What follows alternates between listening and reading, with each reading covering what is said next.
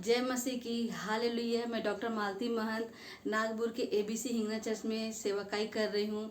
आप खुदावन से तारीफ़ करती हूँ। खुदावन ने आप सबको चंगा रखा। और आप में से कोई भी इस वीडियो को देखता है तो मैं हफ्ते में एक दिन उपवास रखती हूँ। तो आप लोग की जो भी तकलीफ हो, चाहे आत्मिक हो, चाहे शारीरिक हो, चाहे फाइनेंशियली, कोई भी तकलीफ हो मुझसे शेयर कीजिए। हमारा संडे को शाम को 6 बजे से 8 बजे तक कलीसिया लगती है। तो हमारे कलीसिया के सब लोग आपके लिए प्रार्थना करेंगे। और तारीफ़ करती हूँ खुदावन ने हम सबको चंगा रखे। एक छोटी सी प्रार्थना खुदावन के लिए करूंगी कि तारीफ़ करती खुदावन कि आप हमारे खुदा, तारीफ़ करती खुदा बाप कि वचन जो देखे खुदावन उनके हृदय में तू कार्य कर खुदा, और जैसा तू बनाना चाहता वैसा बना खुदा बाप। हे खुदा तू मनों को जांचने वाला परमेश्वर है खुदा राजा, अपने रूहे खुदा उसके बेच खुदा, और जैसा तू चाहता वैसा हमें सिखा खुदा। यीशु तेरे नाम से मांगती खुदावन, आमीन आमीन आमीन। हम मत्ती के 12वें चैप्टर में पहुंच गए हैं। उसका अगला शीर्षक जो अपने बाइबल में आपको दिखा रही हूँ जो है पेड़ और उसका फल। जैसे 33वें वचन में बोलता है, यदि पेड़ को अच्छा कहो तो उसके फल को भी अच्छा कहो। मतलब यदि हम जैसे आम के पेड़ को अच्छा कहते हैं तो आम का फल भी अच्छा रहता है, गूदेदार रहता है, मीठा रहता है, खाने में स्वादिष्ट है, जिसको फलों का राजा आम कहा जाता है।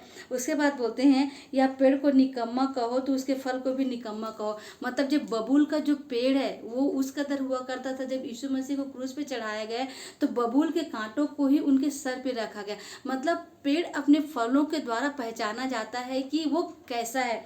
आगे बोलते हैं, क्योंकि पेड़ अपने फल से ही पहचाना जाता है, जो मैंने बताया। आगे 34 में बोलते हैं, हे सांप के बच्चों, तुम बुरे होकर कैसे अच्छी बातें कह सकते हो। मतलब वो बता रहे हैं कि सांप कैसा रहता है। सांप सीधा सीधा चलता है, पर जैसे कोई आता है उसको डस लेता है, अपना फुफकारता है। तो ही बोल रहे हैं कि तुम्हारे काम तो निकम्मे, पर तुम अच्छी बातें कैसे बोल सकते हो, ऐसा कह रहा है वो यीशु मसीह। उसके बाद आगे बोलते हैं, क्योंकि जो मन में भरा है वही मुंह पर आता है। मतलब इसी सांप चलते रहता है, पर जैसे कोई भी उसको डिस्टर्ब करेगा तो उसको काटता है, फुफकारता है। मतलब अपना जितना भी जहर उसके अंदर रहता है पूरा उंडेल देता है। उसके जहर से सामने वाला पर्सन मर सकता है। इसीलिए बोल रहे कि जब तुम्हारा स्वभाव खराब है तो तुम अच्छी बातें कैसे कह सकते हो, तुम सांप के समान हो। ऐसा यीशु मसीह आगे बोल रहे हैं। आगे बोलते हैं 35 में, भला मनुष्य मन के भले भंडार से भली बातें निकलता है। मतलब जो भला मनुष्य उसमें हमेशा क्षमा करना हुआ रहेगा। क्योंकि देखिए दीन और नम्र वही पर्सन बन सकता है जिसके पास पैसे नहीं, पर जिसके पास पैसा रहे वो कभी दीन और नम्र नहीं बन सकता। पर हमें दीनता सीखनी है, क्योंकि हमारे यीशु मसीह दीन ही थे। हम जब पापी थे तभी क्रूस को उन्होंने हंसते हंसते सह लिया। इसीलिए दीनता हमें यीशु मसीह से सीखनी है। आगे बोलते हैं, वह बुरा मनुष्य बुरे भंडार से बुरी बातें निकालता है।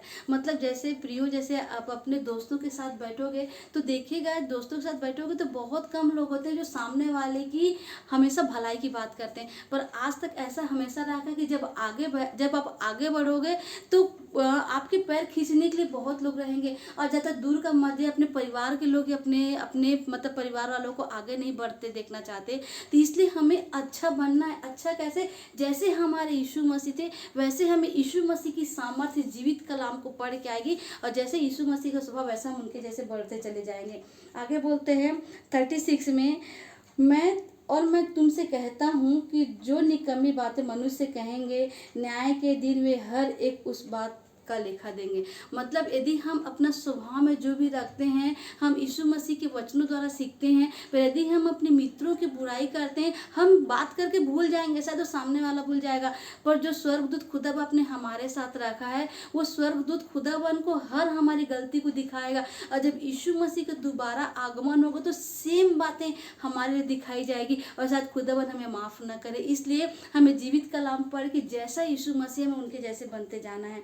आगे बोलते हैं 37 में, क्योंकि तू अपनी बातों के कारण निर्दोष और अपनी बातों ही के कारण दोषी ठहराया जाएगा।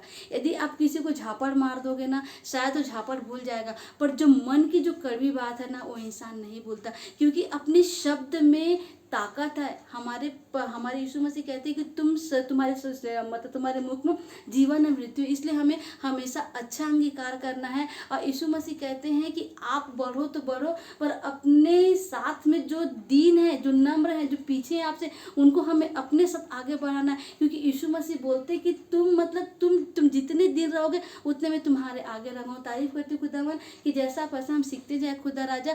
जो भी कमजोर है खुदा, जैसा तुम हमें सिखाता है खुदा, उसका हाथ पकड़ के खुदा उसको आगे बढ़ाए खुदा राजा। और हमारी सामाजिक जिंदगी भी अच्छा करे मेरे खुदा, कि हम किसी से बुरा करने के बजाय खुदा उसके साथ अच्छा करे खुदा, उसको दुआ करे, प्रार्थना करे खुदा राजा। और जो भी तकलीफ है खुदावन तुझसे शेयर करे। तारीफ करती खुदा, आप जैसा सिखाते खुदा वैसा हम सीखें। तारीफ करती खुदा बाप, सारी आदर सारी महिमा आपको मिले, यीशु मसीह के नाम से मांगते हैं। आमीन आमीन आमीन।